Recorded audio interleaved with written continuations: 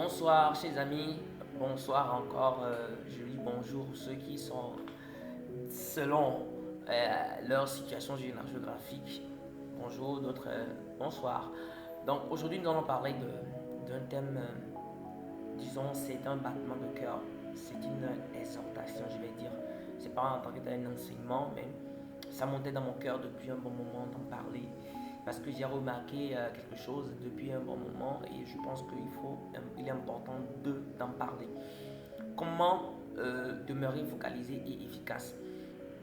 Comment demeurer focalisé et efficace? Aujourd'hui, nous avons remarqué que beaucoup de gens n'arrivent pas à être focalisés dans leur domaine. Beaucoup de gens n'arrivent pas à être efficaces. Certains arrivent à être focalisés, d'autres n'arrivent pas. Et certains sont focalisés et efficaces. Mais la plupart du temps, vous voyez des gens qui commencent un projet, à un moment donné, ils abandonnent le projet et ils se disent ça ne marche pas. Voilà. Et ils se disent, ils déterminent en fait le projet qu'ils doivent faire en fonction de l'argent qu'ils doivent avoir. C'est vrai que l'argent est très important quand tu fais un projet, de pouvoir rentabiliser le projet. Mais la rentabilité d'un projet, euh, euh, ce n'est pas forcément limité à l'argent. Et je vais en parler tout à l'heure. Parce qu'il y a des gens qui font des projets, des grands projets, ils gagnent beaucoup d'argent, mais ils ne sont pas épanouis, ils ne sont pas comblés, ils ne sont pas satisfaits. Donc, euh, donc c'est très important de comprendre cela. Donc, nous allons parler rapidement de deux clés, voilà, qui peuvent nous permettre de rester de demeurer focalisé et efficace. C'est bon, tu peux commencer un projet, tu peux travailler dans un projet, tu peux lancer ton entreprise, mais c'est très peu de personnes, très peu de personnes restent, demeurent dans ce projet, demeurent focalisées dans ce projet. Voilà, donc j'ai remarqué ça à beaucoup de niveaux. Et quand tu demandes aux gens, mais pourquoi pourquoi tu n'es pas resté dans ce domaine-là? Tu avais dit que c'est le domaine dans lequel tu devais être, mais pourquoi tu as abandonné? Ah, mais j'étais dans le domaine, mais ça ne rapportait pas de l'argent, j'ai laissé. Donc, du temps, l'indicateur que les gens prennent pour savoir que c'est vraiment ce domaine-là est mon domaine, c'est lorsque ça génère de l'argent. Voilà, ça génère de l'argent. Donc, une chose que j'ai compris,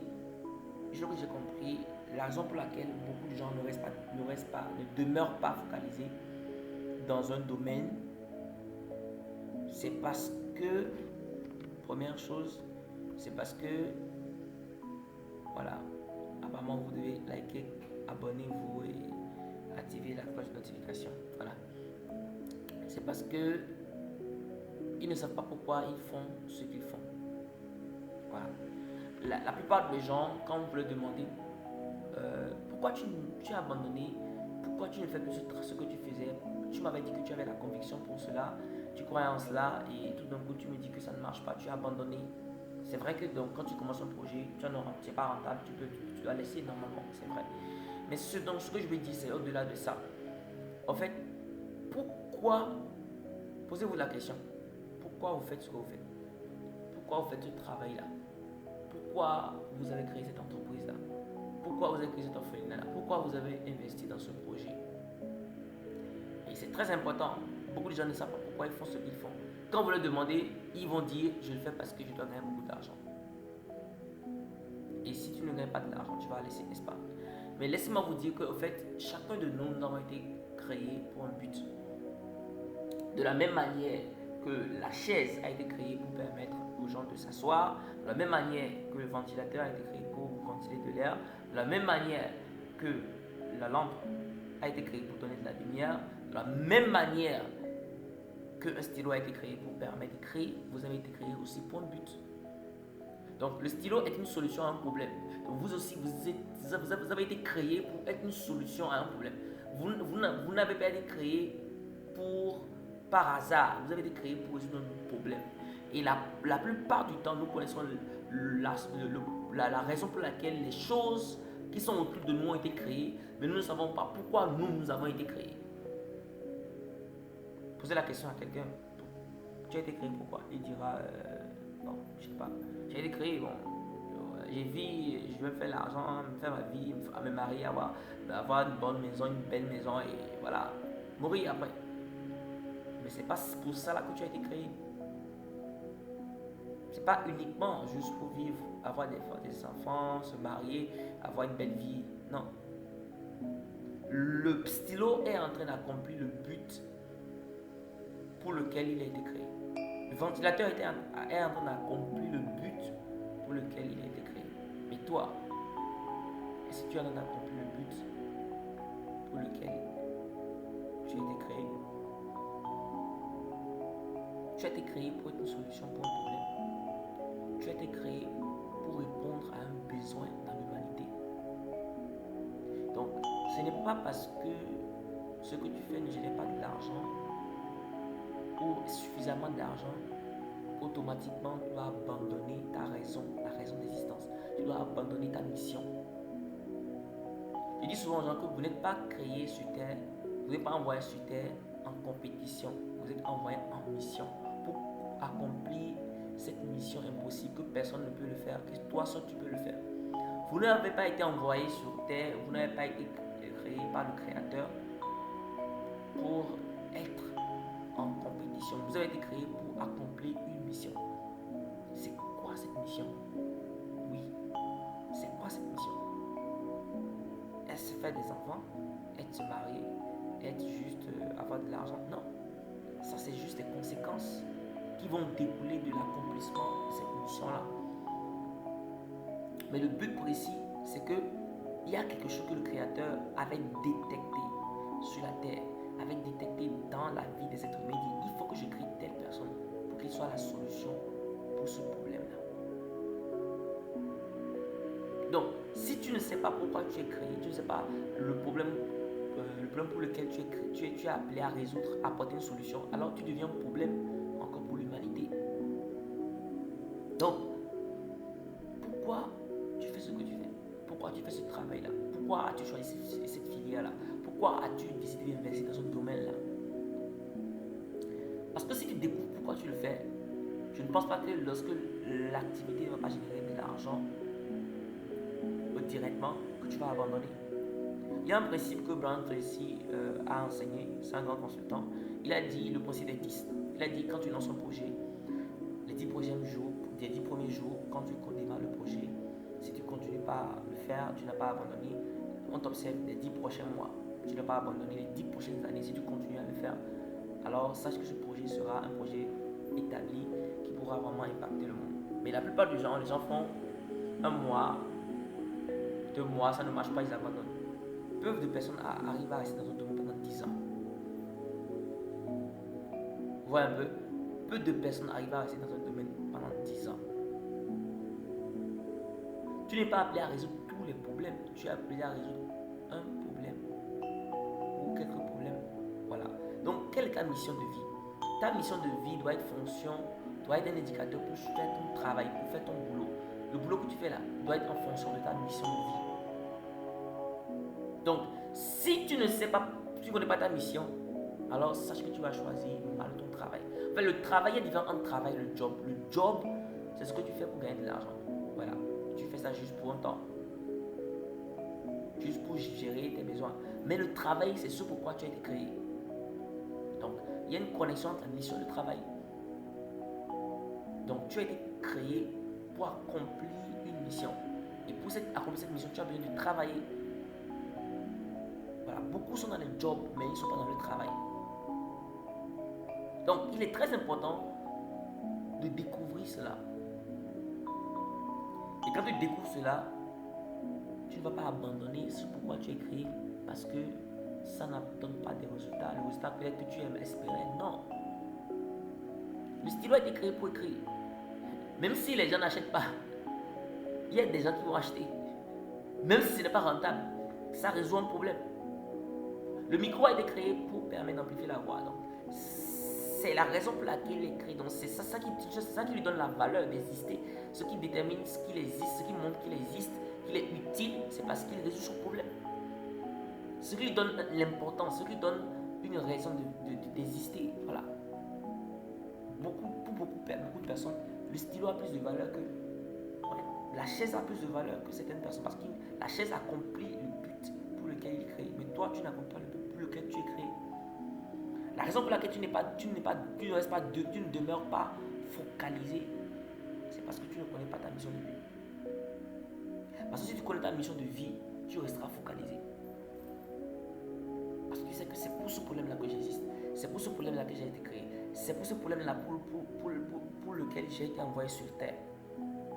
Donc, quel que soit ce qui se passe, je ne peux pas abandonner ça. Je peux faire d'autres activités. Je ne dis pas de ne pas faire d'autres activités. Je peux faire d'autres activités qui peuvent être des sources de revenus pour accompagner ce que je fais, c'est possible. Mais je ne dois pas laisser ce que j'ai appelé. Ça, c'est la raison principale. Il peut y avoir d'autres choses que je peux faire pour pouvoir financer, c'est possible. Mais je ne dois pas abandonner ce que je fais.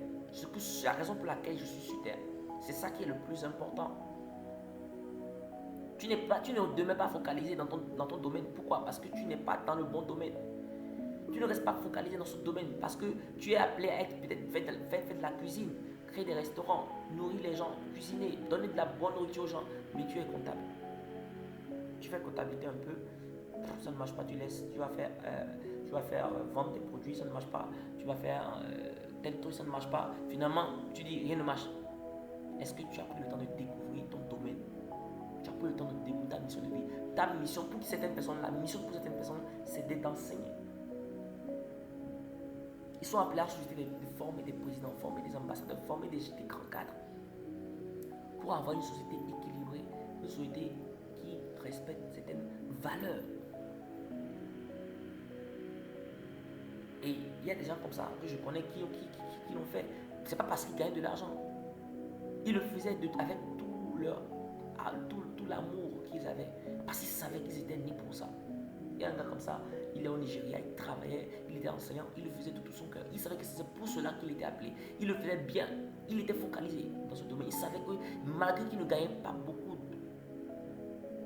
et un jour, un de ses enfants qu'il avait encadré, qui est devenu un grand cadre, après un grand homme d'affaires très riche, Mathieu Ashimolo, est revenu au Nigeria pour chercher ce temps pour dire vraiment c'est grâce à toi, c'est grâce à tes valeurs, c'est grâce à ta passion que je suis devenu ce que je suis devenu. À partir d'aujourd'hui, je prends en charge tout ce dont j'ai besoin. Il a acheté une maison, il a acheté plein de trucs, sa vie a changé en même temps. Pourquoi? Parce que l'enseignant savait qu'il était amené à bâtir des vies. Quand tu es médecin, tu es amené à sauver des vies. Tu le fais à un moment donné, tu dis non, voilà.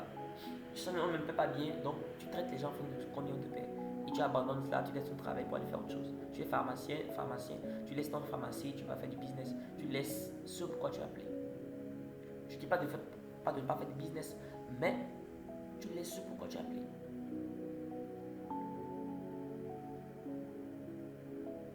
Écoutez-moi, l'argent ne résout pas tous les problèmes.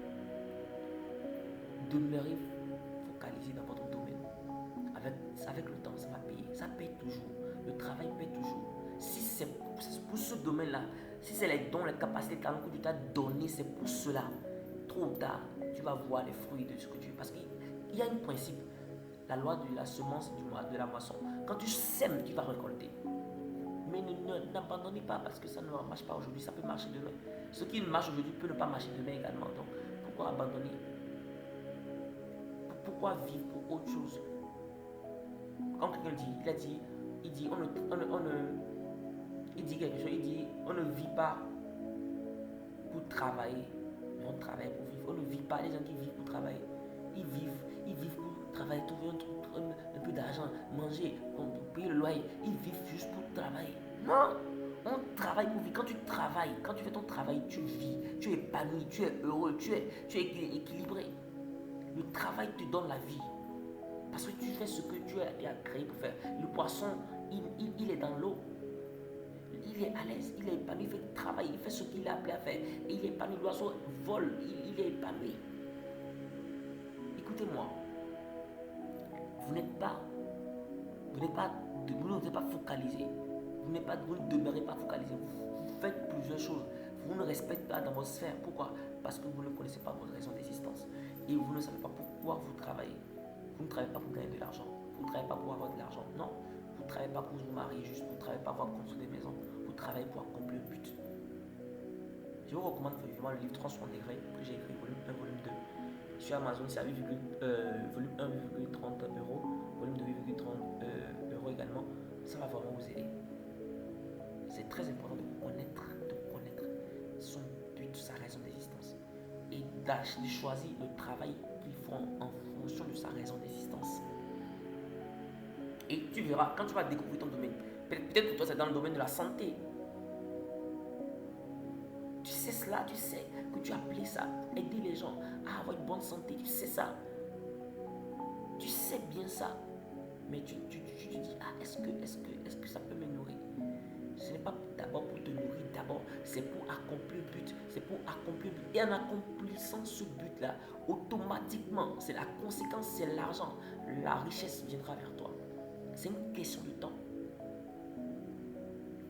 La deuxième chose, la deuxième clé, c'est pour qui tu fais ce travail. Pour qui tu fais ce travail. Pour qui tu travailles. D'autres vont me dire je travaille pour moi-même. D'autres vont me dire je travaille pour mon patron. Pour qui tu travailles? Tu ne travailles pas pour quelqu'un. Tu travailles pour ton créateur. C'est celui qui t'a créé. C'est pour lui que tu travailles. Oui, le stylo ne travaille pas pour lui, mais le stylo travaille d'abord pour celui qui l'a conçu. Toi, tu es la créature, mais le créateur, c'est Dieu, le créateur. C'est lui qui t'a créé. Donc, c'est lui qui t'a envoyé, il t'a déployé sur terre pour accomplir une mission. Il a détecté un problème. Il dit que je crée Jacques, Jeanne. Je mets en lui les dons, la capacité pour qu'il soit libéré aux États-Unis pour résoudre ce problème. Il soit libéré en Afrique pour résoudre ce problème. Il soit libéré en Europe. Mais toi, au lieu de demander à ton créateur, au lieu d'être focalisé que tu travailles pour ton créateur, tu penses que tu travailles pour les hommes ou tu travailles pour toi-même. Tu travailles pour celui qui t'a créé. Tu travailles pour Dieu. Dieu a mis dans à toi les dons, les capacités, le souffle de vie pour toi, pour Dieu. Pourquoi tu travailles pour lui? Donc ça veut dire que si tu travailles pour lui et tu es dans un domaine d'activité, tu n'as pas de compte à rendre à quelqu'un d'abord. Tu as le compte à rendre à Dieu qui te demandera les dons, les talents que je t'ai donnés, le souffle de vie que je t'ai donné. Tu en as fait quoi? Vous voyez d'accord ce que je viens de dire? Donc tu travailles pour Dieu. Tu travailles pour Dieu. Donc tu ne dois pas être complexé de ce que les gens te disent. Ah, lui il est enseignant, depuis là, sa vie n'a pas changé, lui il est médecin, il ne gagne rien, lui il laisse ça. Non, ce n'est pas eux qui doivent dire cela. Ils ne doivent pas déterminer cela. C'est Dieu qui détermine cela. C'est ton créateur qui détermine cela. Donc, tu dois être conscient. Tu dois être conscient que tu travailles pour Dieu. Tu dois être conscient que tu travailles pour Dieu. Tu dois être conscient que tu travailles pour Dieu. Tu dois être conscient que tu travailles pour Dieu. Très important de comprendre cela. Tu dois être conscient que tu travailles pour Dieu. Si tu n'es pas conscient que tu travailles pour Dieu, tu vas aller abandonner ce que tu fais. Mère Teresa, elle était enceinte, mais lorsqu'elle a découvert sa mission, elle a cherché du travail. Elle a compris qu'elle était appelée à travailler, à soutenir les gens, à être aux soins des lépreux. Et aujourd'hui, elle est parmi les femmes les plus influentes dans le monde. Pourquoi? Elle a découvert sa mission, elle a shifté son travail par rapport à ça. Elle savait qu'elle ne travaillait pas pour quelqu'un, elle travaillait pour Dieu. C'est pourquoi elle le faisait. Même si elle ne gagnait rien, elle ne gagnait pas beaucoup. Après elle, son organisation demeure toujours aujourd'hui. Écoutez-moi. C'est dans ce que vous êtes appelé à faire. C'est là que vous aurez la joie, la passion, l'amour de ce que vous faites. Donc, pourquoi je fais ce travail-là? Ça m'amène à connaître ma mission. Et là, en second lieu, pour qui je fais ce travail-là? Si c'est pour Dieu, je dois bien faire le travail. Je ne le fais pas à cause du salaire qu'on me paie. Je le fais parce que Dieu, c'est lui le rémunérateur. Écoute, le salaire qu'on te paie, c'est une appréciation. On ne peut pas te payer. Celui qui peut te payer, c'est ton créateur. Celui qui t'a fabriqué. C'est lui qui t'a conçu. C'est lui qui va te rémunérer.